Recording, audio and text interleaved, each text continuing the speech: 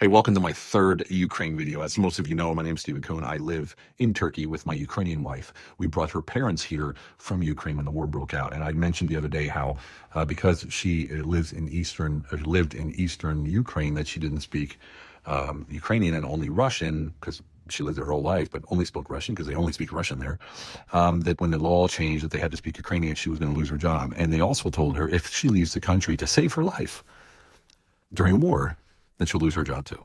It was either come back and take your job back or lose it. It was either die, the risk of dying, or lose your job. It's will come the question is that we can actually have to ask somebody, hey, you want to stay here and have the risk of dying, or you want to leave and lose your job? I guess what? I'd leave and lose my job. I was in a war as a combat veteran. I know what it's like to be in a war, and I wouldn't voluntarily ever again go into war like I did last time. All right. So that's one of the things. Another thing is that her pension that she worked for 43 years has been cut to $200 a month. She's living on $200 a month. So guess who's flipping that bill? That's right. My wife and I are flipping that bill. So the Ukraine is ignoring the people who left the country. There's a lot of people who left the country. Unfortunately, it's only the rich people who left the country, or people like us who have a family there that we could bring them out. Everyone else, they can't leave. If you're military age, you can't leave. What does that mean? It means the poor people, they have to stay and fight. And of course, the rich people, they get to come out and live in Turkey on the Mediterranean in a nice place. Horrible, horrible. So that's the government taking advantage of the people who can't help themselves. It's sick and it's horrible. And this happens to be a trend across the planet, by the way.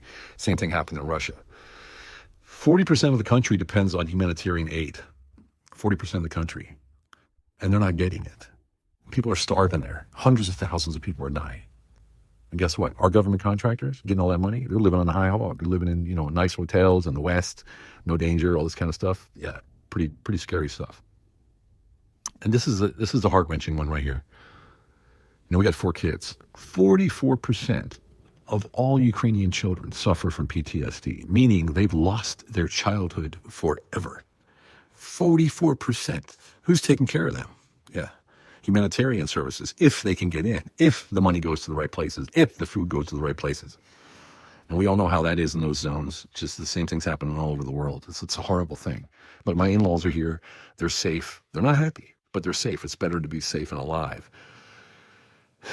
than in a war zone where you're going to, threaten their life. So for those of you who are haters and talking shit about me and all this other stuff, I don't even care, right? This is my opinion.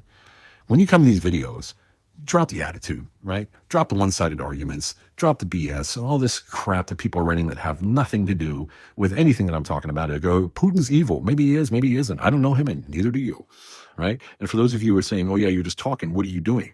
Well, I'm doing this. I'm getting the information out that most people don't know about personal issues with people from Ukraine or Ukrainians. And what are you doing, right? So you want to come and talk shit? Then do something about it first. Post your own video. Right? Get out there and get some people. Thanks for the support.